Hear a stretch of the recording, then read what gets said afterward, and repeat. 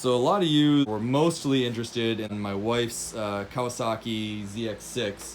That bike's gone, unfortunately. Fun, we're going to be building a 1968 Honda CL350 Scrambler for her. You see some of those parts in the background in my garage, as well as the frame over there. But today, this video is going to be all about putting a bike in serious long-term storage. I'm not talking like 2 months, I'm not talking a year, I'm talking like it might go in storage for 3 years, for 5 years. So we have a plan. The plan is what you see here on the board. And why would you do all this? Truthfully, if you don't have a motorcycle that you have some sort of sentimental value attached to it, it's some sort of collector's piece, there's some reason for you to want to put something in storage for years on end. Don't do this. Sell your motorcycle. If it's just a bike, if it's just a motorcycle you enjoy riding and it's not difficult to find, sell it.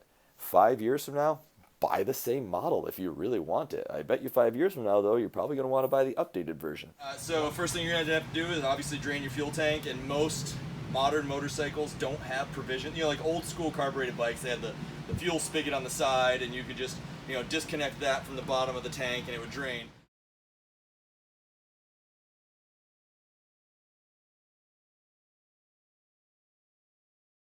Fuel injected bikes, the fuel pump, which you can see on the bottom of my tank over here, if you remove the fuel hoses, the fuel doesn't drain out of the tank. You have to drain the tank manually, literally by opening the gas cap, as my friend and I just did, and pouring it into a gas can. Next, after you drain the fuel tank, you're going to want to actually remove the fuel pump. You really have to clean every fuel component. The next thing I'm going to be doing when my friend's over there doing the pump is I'm going to remove my fuel injectors. An important step that I'm going to do is I'm going to label and take pictures of the routing of these fuel lines. You don't want to try to figure out how the factory routed the lines. They've already figured it out for you. Let them do the work. Label it, take pictures, drawings, whatever you got to do.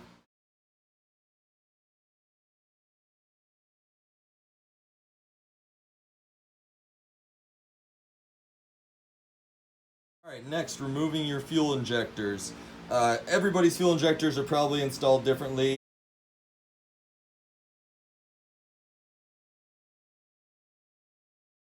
Really, the fuel injector is held in just by tension on the O-ring. The hold down nut is just keeping it from backing itself out with vibrations. So all I'm going to do is I'm going to remove this hold down nut. I'm probably just going to fast forward through this section. Sometimes my videos include me saying I'm going to fast forward through this. So get the hold down screw out, and then the injector is held in pretty tight. So you're going to kind of wiggle against the O-ring, and then it'll pop free. This one I actually just removed the other day, so it popped free really easy. But these normally will be pretty difficult to pull out. Don't twist them a lot. Just kind of jiggle them and pull and jiggle them. This O-ring's not reusable, so just don't damage the injector and just pull it as straight out as you possibly can. You're just going to want to replace all these O-rings. Any fuel system O-rings are not going to be reusable.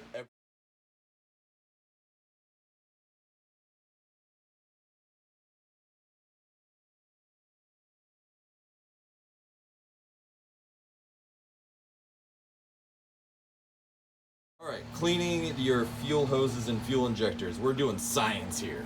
So I'm using a non-residue leaving cleaner. Ideally, you'd probably want to use like a carb cleaner. I just happen to be out. So what have we done? But we have a short length of hose with a bolt in one end to block that end up. The other end is zip tied onto the front of the injector. So the portion of the injector it's zip tied on is that, where it actually sprays the fuel into the throttle body. And then all we do is we hook up a couple alligator clips. We went to the wiring diagram and figured out which side is actually positive and negative. Got the motorcycle battery out. If you have a 9-volt battery, this will work great with a 9-volt. With the motorcycle battery, you want to be careful. You don't want to just hold the injector open. But basically, I've got it connected to the positive side, and then just like when the bike is running, it trips the negative, and that's what opens the injector. So all I do is I fill up this chamber right here with a small amount of pressurized cleaner, and then I open the injector, just by tapping the negative, and you can actually see the cleaner back flushing through the injector and coming out the other end of the hose.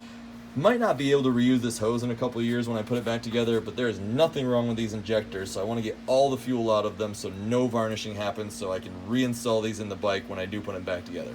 One of the next things you want to do is you want to make sure you actually put your battery in no shit storage on a trickle charger. So I've got a proper trickle charger that's for my specific battery. I've got one of the super lightweight lithium batteries, so this is a charger intended absolutely for my battery, because you want to use a slightly different trickle charger if you're doing a lithium battery. Alright, so next thing you want to make sure you do is you want to make sure you plug both your intake and your exhaust. So I just shoved a cotton rag in there, and then I literally just took a quart Ziploc bag and zip tied around it to hold it in place so that, you know, hopefully rodents won't eat plastic. And then same thing back here. My buddy just literally just masking taped over the exhaust. You want to use a tape that's not going to leave a glue residue. You know, I mean, this is a metal tip exhaust, so if I take this off 3 years from now and the glue residue is stuck on here, I can clean that off with a little Goo Gone or something.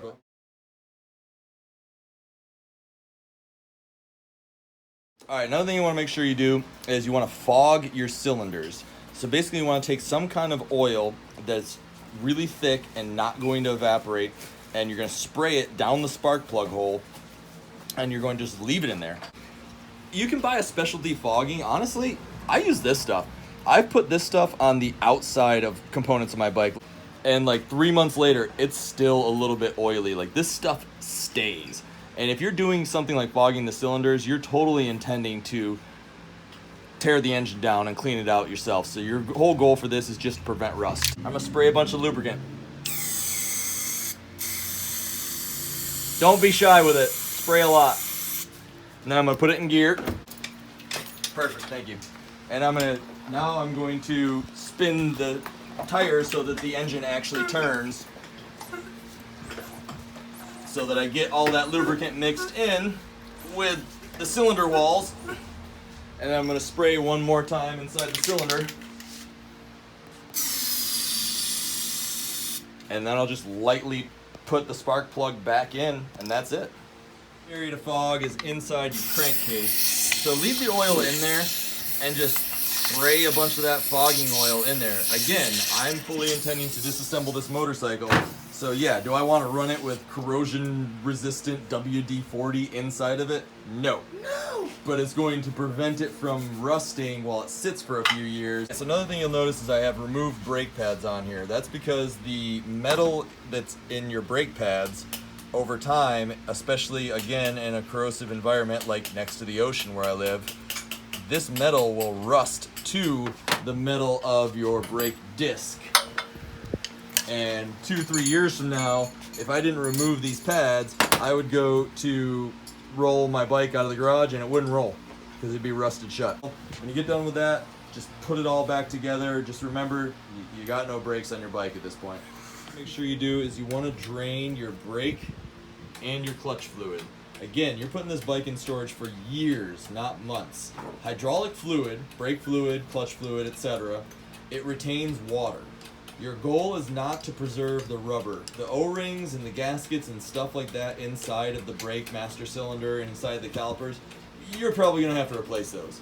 But if you can avoid making the metal parts rust, you know, if you can avoid your calipers from rusting, that is your entire goal for draining the brake fluid. And then we're pumping through a solvent through the entire brake system to flush out. You want to make sure that the front and the rear wheels are actually physically off of the ground. People tell you to do that for short-term storage. It's not a bad idea. Over the course of like 3 years, these wheels will become flat as shit. Another thing I'm doing is now I'm just fogging the entire bike. Again, I'm coating it in oil. Do I want to do that to a bike I'm going to ride? No. Alright, so just to summarize, you saw in the video we emptied, drained, and flushed all the fuel system, and it's now bagged and in the corner by the bike so that like that fuel system will just be good. I have to replace rubbers, but all the metal and everything will not be varnished, will not be clogged.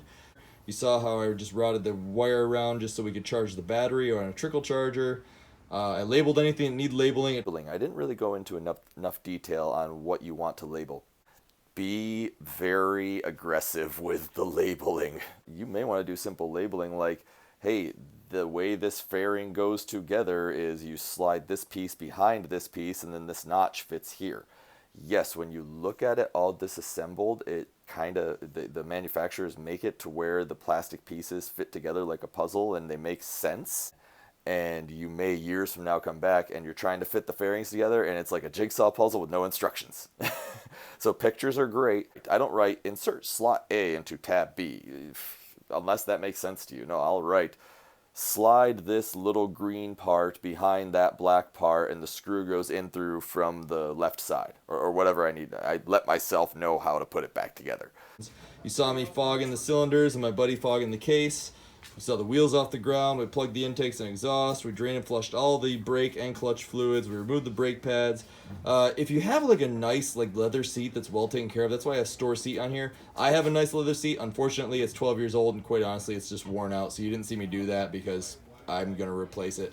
And then I fogged the entire bike when I put it up on the stand. So I took that oil, that long-term corrosion WD-40 that sticks to everything, and I just sprayed the whole bike. It's filthy right now in a sense. It's covered in oil, but it's not going to corrode, and when I disassemble it all, I'll clean all the oil off of every part. And finally, we covered the bike. Ideally, get a full-size cover, and that is on my list to purchase. This just happened to be the cover I have in my garage. I actually already purchased it. I did some reviewing and looked up online, and if you're curious, I've chosen to go with a Nelson Rig cover. They seem to be very highly rated. One important feature that they built into their covers is ventilation. So even though I don't need an outdoor cover since mine's in a garage, and if you're going to store a bike like this for long term, you want it inside a storage area, garage, something like that.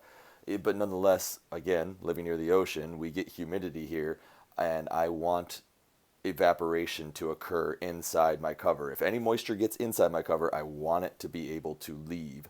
But if you really want to know how you put a bike in storage, how do you put a bike in storage, Big Matt? Well, you open the door, you put the motherfucker in the box, you close it up, you come back 2 to 3 years, she's still there.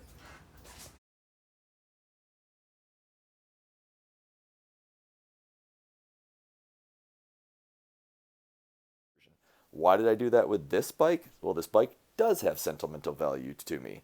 If you're curious, I was a kid growing up in the 80s and the 90s. And as a young middle schooler in the early 90s, when World Superbike kind of first started in the late 80s and then became a thing in the early 90s, Ducati obviously was very dominant in World Superbike. And being a young kid, I was very impressionable and I fell in love with Ducati. I think the brand is wonderful. I really wanted a Ducati growing up all my life, and then when I got older and actually had a real job and I went to the Ducati store and I was able to buy one and I was super happy. But one thing that always influenced me was, yes, I still do love the full fairing sport bikes, the true race motorcycles, but in a lot of movies you see the monster, and I remember the very first time I ever saw a monster in a movie, I was just watching the actor ride it and I was like, what is that motorcycle? Like, I just thought it was the most beautiful motorcycle I'd ever seen. And I had no idea, actually, that it was a Ducati. I literally, and this is in the early 2000s before the internet was really a big thing. And I went online, I think I did like a Lycos search, for those of you old enough to remember that. And I just searched, what motorcycle's in this movie, and sure enough, there it was, the Ducati Monster. This was in the early 2000s, late 90s, so I think it was, the previous version of Monster than what I had. So I was like, wait a minute, the motorcycle brand that I love makes the most beautiful motorcycle I've ever seen in a movie? Well, that's the bike I want. So I went to the dealership and I bought I didn't describe exactly what my bike is. I bought a 2007 Ducati Monster S2R 1000. And is that a spectacular collector's piece? Absolutely not. Can you find plenty of these on the used market? Yeah, pretty easily. Does it hold a great deal of sentimental value to me, being that it was literally my dream bike when I bought it off the showroom floor with 6 miles on the odometer? Yeah, it was. I still love it, and that's why I'm putting this in storage, and that's why I'm willing to do all this effort to then, years from now, take it out of storage and rebuild it after I get done with my wife's bike.